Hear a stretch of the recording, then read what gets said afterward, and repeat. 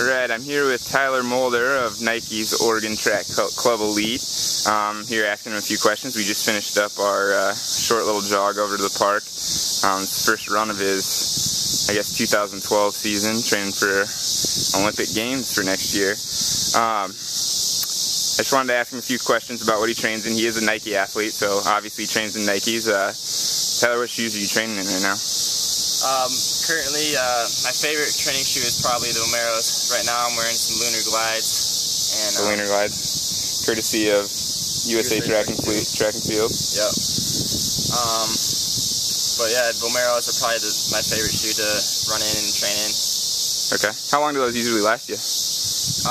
I like to wear them for at least probably 6 to 8 weeks, so like 2 months. And then I usually just switch to a different pair, even though I could probably get a little more lifespan out of them.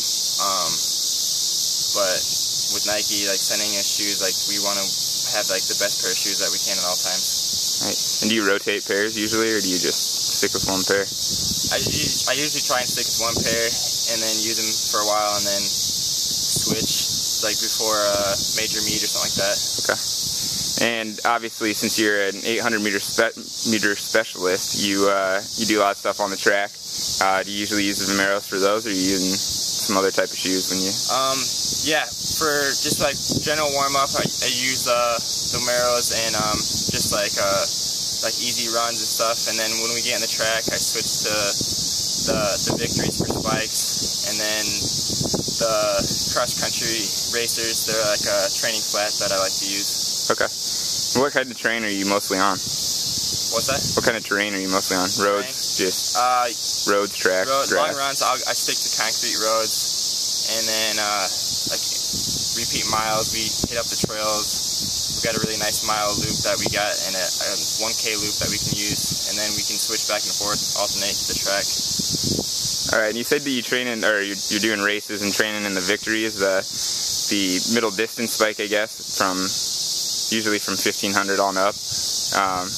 And what do you find the advantages are to a middle distance spike rather than, I know a lot of 800 runners run in sprint spikes, and I know you did in college and things, so what have you found the advantages to running on a middle distance spike is?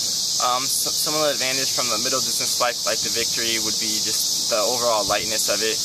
I just feel like I can just pick my feet up a lot more quickly compared to when I used to wear the sprint spike, the Max Cats, I think they were called.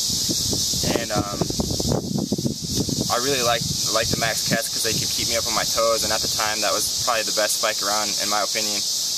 But once the Victories came out, I just fell in love with them, and I still use them, and they're getting updated and changed to become more like 800 middle distance. Yep. And he does have a pair of those to show us, so we'll do that later maybe. And now a little change of subject. Obviously, like I said, you just ran on your first training run of the 2012 campaign, I guess. Just finished up in Europe, what, 3 weeks ago? Yep. And finished up with a personal best of, what was it? 144.83. 144.83, under the Olympic A standard. So, I mean, how do you stay motivated? That's obviously 12 months away from Olympic Games next year, and you're starting your training today. How do you stay motivated for that long and keep going? Really, it's just been like I've been motivated since 2008. So just remembering back from when I was a junior in college for the last Olympic trials, and then getting knocked out the first round has really set a fire inside myself to want to be ready for 2012, that I can make the top 3 and go to the Olympics and represent the U.S. the best I can. And just something that constantly runs through my mind and keeps me hungry and motivated every day.